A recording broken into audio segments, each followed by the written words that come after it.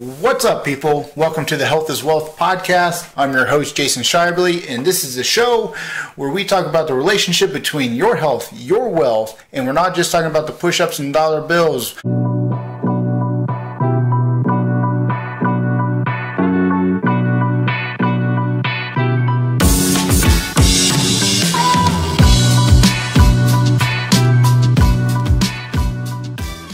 My co-host today is Bobby Jackson from Custom Fitness. How are you, buddy? I'm doing great, man. Glad to be part of this. I think we got another one, another good one here today. So I'm really excited for this one. Yeah, this one is actually a request from someone who's already been listening. So I'm excited to help out people that are actually paying in. And thank you for paying attention to our podcast. So here's the question. You can't outwork a bad diet, can you? You cannot. No, you cannot. And I love that topic right there. Yes, I'm excited about this. Yeah, that one's really important. It's even people coming in who aren't really fit, once they start working out, they start feeling like, I can just go eat whatever I want because my body must still be burning like crazy. Obviously that's not right. Yeah. Numbers still have to line up at the end of the day. You know, there's no real guesswork to it if we can get those numbers crunched out right. If they're high or low, we're going to have that change happen with our body. So yeah, so let's talk about that. Let's talk about the calories that we're taking in and the calories we're taking out. Okay, typically the calories that we're pulling into our body are the calories that you're burning to get out of your body. So you need to know what you're putting into your body, and then actually what's actually going out, as in the fuel that you're burning through that. So there's three main processes our body uses for calories out. For calories out. And that's our basic metabolic system, our digestive system, and then our physical activity.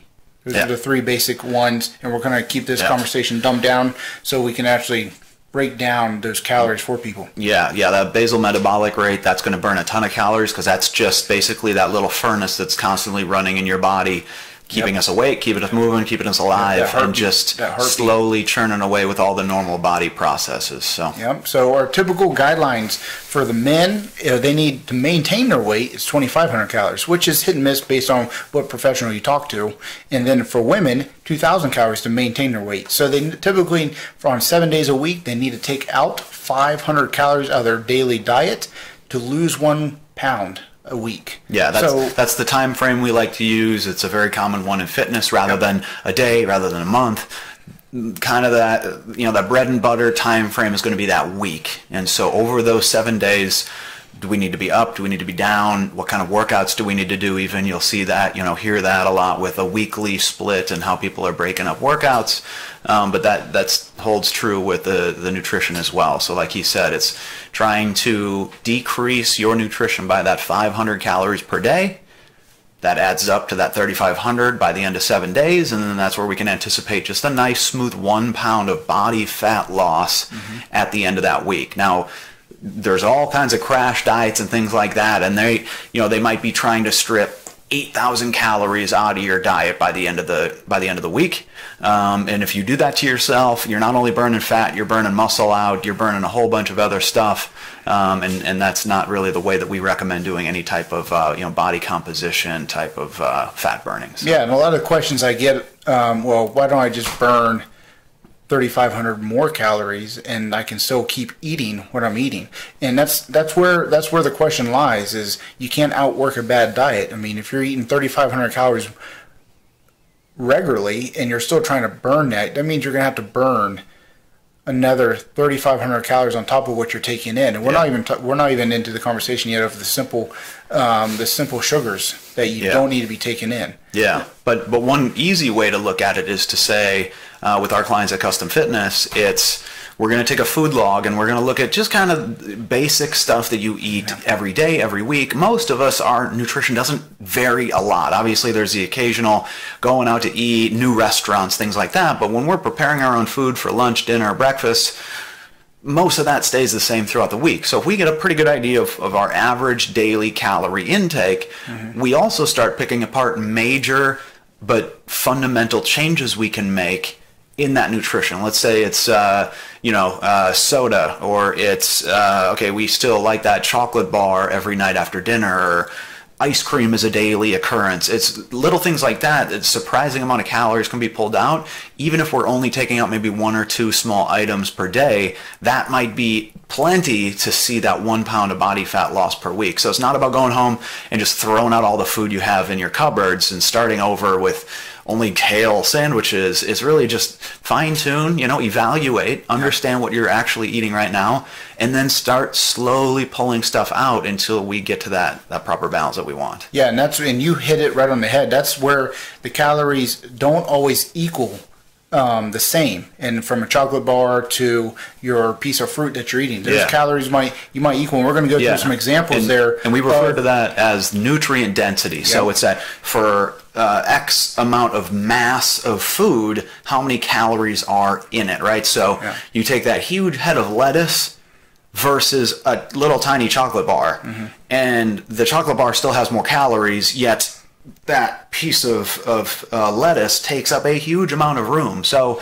those are the kind of things we're also going to start talking about, kind of loading our diet with some of these lower calorie vegetables and things like that. And that's a great way to help you have the satisfaction of being full. You know what? We're not trying to starve ourselves and feel like we're dying and we're just totally starving at the end of every meal. We want to feel satisfied, but Jason's going to highlight some really good little things that we can start picking out of the diet that's going to get us to that 500 calorie deficit very quickly. Yeah, and most people that know me and people that are just new to the podcast will understand I like to dumb things down a lot for everyone to understand. And when you break it down to just 100 calories, you kind of see what you're actually taking in and what you're actually trying to burn in many different things. So here's some examples. So one medium apple is 100 calories. Okay, 125 blueberries is 100 calories. Okay, and then 25 strawberries is also 100 calories. 2 slices of pineapple, that's 100 calories. Okay, so let's get into some of the stuff that and those are all pretty good mass items too. So that's where you could tie those into that midday snack. You get that little spike of the natural sugar that's going to give you a nice little boost along with it. But those are things that occupy a lot of space in your stomach, helping us feel full and don't blow our calories out of proportion by the end of the day. Now, how about some of the heavy hitters? What do we got? Some of the heavy hitters that we love is 2 Oreo cookies. 2 Oreo cookies, 100 calories. Oreo cookies. I don't know many people that are eating 2 and walking away. That means if you have 10, which I'll admit, that's probably closer to my average number of cookies when I actually sit down and eat them. That means 10 Oreo cookies is the whole day's deficit. Yep. You take that out and boom, you're right on pace to lose that 1 pound of nice clean body fat per week right there. So those are those things. When you finally quantify what that actually means, it's pretty astonishing. Yeah. What else we got over there? A non-sauteed potato chips. How many chips do you think you're allowed for 100 calories? Oh, man, I don't even know that one. Yeah, maybe 9. 9? 9 chips. Oh, God. 9 chips. Oh, man. I'm doing that even before I'm sitting on the couch with the bowl of chips. Yeah, see, and that's another tip that we like to give out as well, is when we are enjoying ourselves, kicking back a little bit, and having some of those items that we know are our new favorite term, nutrient dense. Don't eat straight from the package. Don't eat out of the bag. Don't eat out of the container.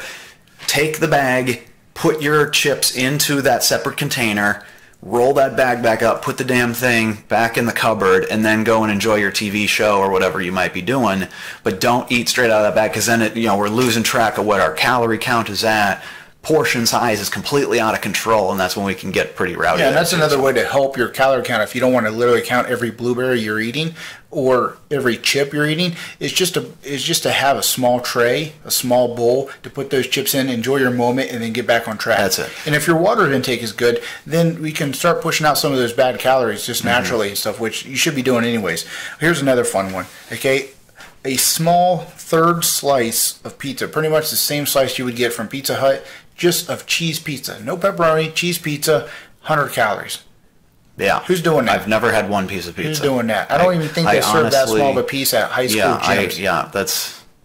So there you go. That adds up real fast at your next pizza party. This one's for Bobby and his wife and stuff. 3 tablespoons of ice cream.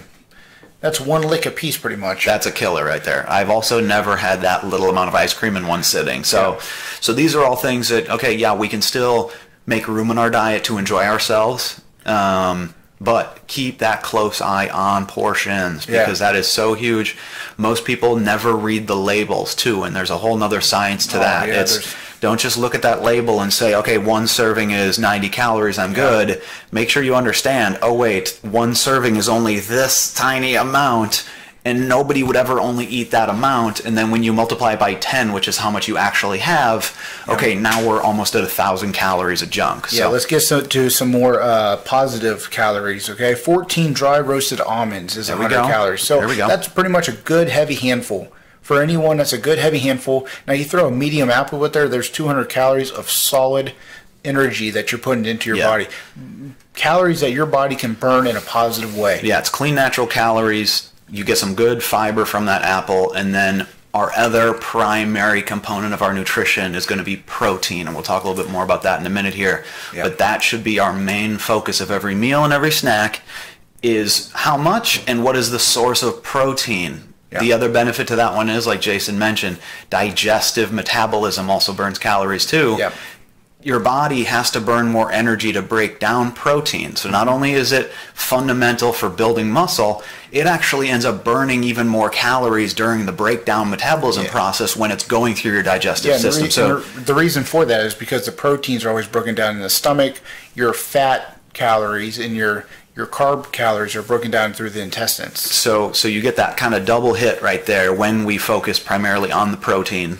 You'll see a lot of diet programs out there that focus on the protein content as well, but that does hold true. That's a great component to focus on and make a primary. Yeah. So one of my favorite breakfasts is avocado and eggs. That's always a good start for me. Can't beat that. But a half avocado is 100 calories, and one large hard-boiled egg is 100 calories. Now, like on my side of things, when the conversation here is those are good calories that you're taking in. So if you're doing half an avocado and then you're doing 2 boiled eggs, I mean, that's 300 calories right there. That's enough gas to get you going in the morning. It'll burn slowly. There's enough omega fats in there to keep that brain cranking in the morning. So those are all positive calories. And it's so nutrient dense with good protein and those good fats, and that's another thing luckily they've been able to debunk over the last few years. Dietary fat does not equal body fat. Yes, that's the catch. Calories are king. That's what we have to look at. We can consume some nice clean healthy fat in our diet. Some of the science actually suggests now that your body actually uses protein more efficiently even in the presence of those good natural fat sources as well. So I'm going to use even more of those boiled eggs when I throw that little bit of avocado on the side there. So. Yep. And then let's go back to another fun one that everyone's going to relate to is 1 glass of wine. Oh yeah, here we go. It's 123 calories. Oh yeah. Okay? Versus the same grape, so to say 30 grapes equal 100 calories. Those are green or red grapes for 100 calories. So let's break down how much wine someone's drinking from a Friday dinner through their brunch on Sunday. Okay, I only had 1 glass on Friday. Then they had 1 glass for lunch because it's Saturday. Then they got into it a little deeper on Saturday night. Yeah, that nice steak dinner on Saturday night. You get a glass or two right there. All of a sudden you realize that you're a bottle, 2, 3, 4. I know a lot of people that are trained are 4 bottles in by Sunday afternoon. Oh yeah, from Friday. Friday, not one day. I'll give them a little bit of credit at the moment, but we're talking damn near 500 grapes per bottle. That's and we're not talking. Don't go into. I better not see any comments down below where they're saying that's not. It takes more grapes to make that glass. I understand that. Yeah, that's probably even worse. We're going baseline numbers here. We're going baseline numbers on what. So if you drink 4 bottles of wine from a Friday evening to a Sunday afternoon, that's eating 2,000 grapes. 500 to 2,000 grapes I want you to eat the next weekend without the wine. See how much fun that is. See how you feel with that. Who in the hell would do that? Yeah, and you're going to be hydrated really well from that too. Yeah, that part's true. But dehydrated from the wine. Yeah. And people always are regretting the day after the wine. Hey, enjoy your wine, people. I'm not saying don't enjoy your wine, but if you understand the calorie count, people are always coming to me and saying, well, Jason, I'm just cutting back my wine. But the calories that are in the wine take you so much longer to burn than the actual grape itself. The grape has been broken down to a simple sugar to make your wine, okay, over weeks, months, years at a time to get to that point. And that grape without is alcohol, grown. it's not drying you out the same as the liquor does. So yeah. So pay attention to your intake on wine. Okay. Understand the calories that come with it. All alcohols get pretty wild. I mean, that's a huge source. Most people totally blow their diet up with alcohol consumption. Yeah, and we're not advocating, it requires no alcohol consumption. Of course, we like the occasional drink as well, but we can't let that be just total primary taking over our nutrition. I'm sure most people out there probably drink even more calories than they eat.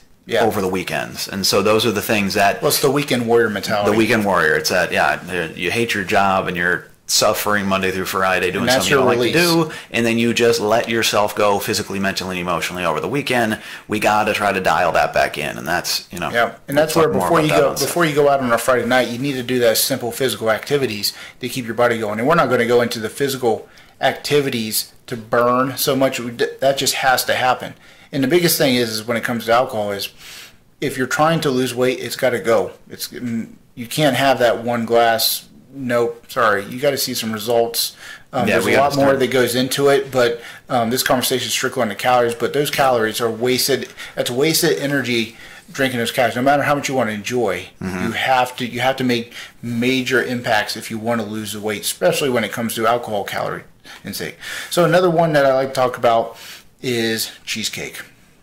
Cheesecake. You dropped the voice with that one too, man. Drop it in. Cheesecake. Cheesecake. Love that, dude. A good cheesecake. And I'm not a cake guy either. I don't like But I am a sucker for a good... I've had cheesecake where I don't like it, and I've had a couple that just... Holy hell. What the hell are they putting in that thing? So I know you're enjoying it. So dense. So at the Cheesecake Factory, everyone's had a slice from there, at least once in their life. Most people have had a slice. Never had a slice, but you've had cheesecake. But I've had cheesecake, But I bet you your piece of cheesecake is a little bigger than what I'm about to say. I almost guarantee so that. You're about to... That's how we do it at the Jackson house. I'm probably about to make you cry here in a second. Okay, so one slice from the Cheesecake Factory... Okay, their size, 920 calories. Oh, man. And and they might be putting a couple strawberries that are naturally covered in sugar syrup on top of there. And there's no good calories in there. The egg that's made in the batter, I don't know. Don't ask me how to make cheesecake. I know how to eat it. I don't know how to make it. That's 920 on one thing, and I know I could eat a whole tray if I was really craving it. Wow, that is 900. Okay, that does make me feel bad about myself right there. That's some tough talk right there. We just broke down that 2,500 calories for a meal is typically to maintain your weight. So and that's not, you already had dinner there. So and hopefully it was just a big giant salad that he gave you, and you probably a little bit of pasta or whatever. So God forbid your meal looks like a double cheeseburger. Not counting alcohol beverage. A couple glasses of wine and then a piece of cheesecake at dinner. And no wonder that's a couple days worth of calories. Yeah, no wonder your ankles are swollen walking out of there. So that's the tough part. It's finding things that we still enjoy eating. We're also not the kind of trainers that tell everybody they got to just be living off of rice cakes and all that other little garbage and kale. No. You do need to enjoy what you eat because that is a part of enjoying life. Yep. If we don't enjoy life, there's no point to live it, right? Yeah. So it's that still find things that we truly love to eat, flavorful things. We got to invest some time in researching things that we'd actually enjoy to eat while keeping in mind, okay, how far does this calorie count really get me with the total amount of food I'm able to eat? No, absolutely. So the bottom line is the calories in matter and the calories out matter. So the calories that you're taking in need to benefit the calories that you're trying to burn throughout the day. And that, and that goes for if I'm trying to gain a couple pounds, depending on what type, what part of the year it is. Summer's coming up. Hopefully we're not in quarantine. I might try to pack a couple extra ones on. I get to do the opposite. So I get to look at, okay, what's my baseline, right? What is my body burning?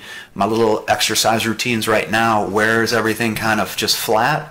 Okay, then I need to add that 300 to 400 extra calories per week. Yep. Versus, okay, winter's coming around, I'm getting a little fluffy, let's dial it back down, and like most people, okay, that's when I got to go for that 500 calorie deficit per day. So it's not about crashing up or down, and then just letting yourself just make those small adjustments, let your body adjust to the new nutrition, and then just keep going from there and seeing what you need to do. Yeah, so it's the simple things that matter here with this conversation. It's really knowing where those calories are coming from, and then how active you're going to be. So if you know you're going to be at the computer all day hammering out memos and emails, then you might want to focus a little bit lighter meals throughout the day, and like that avocado and that boiled egg that can really get your brain going in a positive way, versus if you just go in there and have that leftover cheesecake in the morning, you're going to have a crash real fast from those simple sugars, and you didn't even get any good calories in yet, and you've already eaten half of your calories just in the morning just to wake up from the leftover thing in the fridge. Exactly. It's the days that I'm not as active that I'm really going to load up on salads and things like that. Those are those fillers like we were talking about earlier,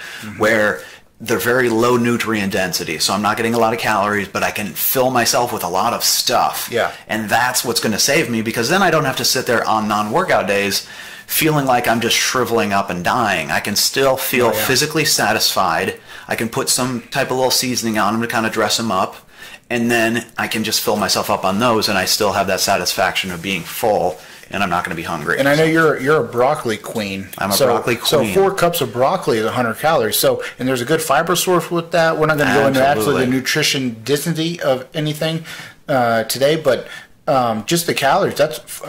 Who's sitting down right now and eating 4 cups in one meal? Yeah. Maybe over a couple meals. I understand. I probably could do that easily over a couple meals. But one meal, 4 cups. 4 cups and only 100 calories. Only 100 calories. That is a lot of food in your stomach. If somebody's still hungry after that, we got to start tapering down a little faster probably. And think of the digestive system that your body has to go through to break down 4 cups of that. And we're getting good iron, right? We're getting the fiber. We're getting great calcium, other little micronutrients out of that. That's something you eat and you feel good. Let's also highlight things out of our normal diet where, okay, I eat that. For whatever reason, I get really tired after I eat that, right? That's either you ate too much or it was so calorie dense, sugar crash afterwards, the whole 9 yards. Those are the things we got to start dialing back. Little kids aren't cranking out a lot of weight. They're not getting, especially the active little kids, they're not, but when they get a little bit of a sugar high, man, they're running wild, and all of a sudden they just crash. When you know they have plenty of energy, if they're nutritioned properly, if they had a peanut butter sandwich instead, they're going to last all day with energy and annoy the heck out of their parents. Yeah. But if they get that Snickers bar, they're going to crash. Oh, man. And we would expect that. As adults, we know. Okay, if a kid ate that, kid would go nuts. Okay, think about that. Your inside's doing that too. Physically, you might just be sitting still typing away at the computer, but your insides would react the same way as a kid just bouncing off the walls. And so those should be the first things that we start to think, okay, let's start by cutting it in half. Okay, let the body adjust over a week or two. If we didn't see any change, okay, dial it back again, cut it in half again, and just start scaling things back. It's not going home, like we said earlier, and just throwing everything out that tastes too good. It's just, we're just trying to help you guys out by putting some of these numbers to some of the primary items in a lot of people's nutrition.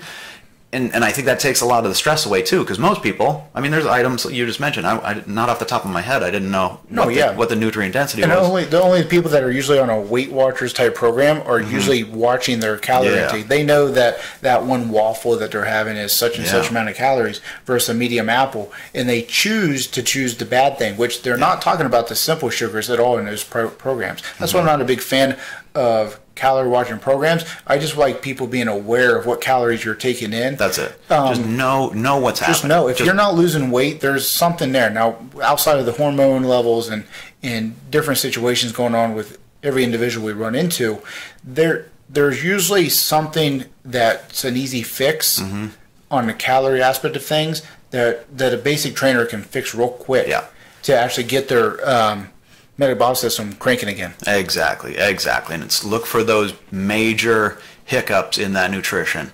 Those highlight items that, okay, that is way too many calories for what you're actually getting out of it. I know it might taste good when you're chewing it, but once it hits your body, it's not making you feel any better. It's not giving you any more real energy. It's not helping you build any muscle or burn any fat. And that's where the saying comes in from that cheesecake: a minute on the lips, forever on your hips. Forever on the hips. These hips don't lie, man. That's right. So look at you. That's why we're only doing the upper body shots on this podcast, because our hips don't lie, people. Yeah, that's right. So okay, let's wrap this up. So remember, people, your intake matters, your outtake matters just as much, but you can't outwork a bad diet. You cannot do it. So even no matter how hard you are working out right now, you're not going to burn all of that wine off that you drank over the weekend. You're never going to look like $1 million when you eat off the dollar menu. Yeah, exactly. That's the one. So remember that, folks, and stay tuned for the next coming podcast, and we'll talk to you soon.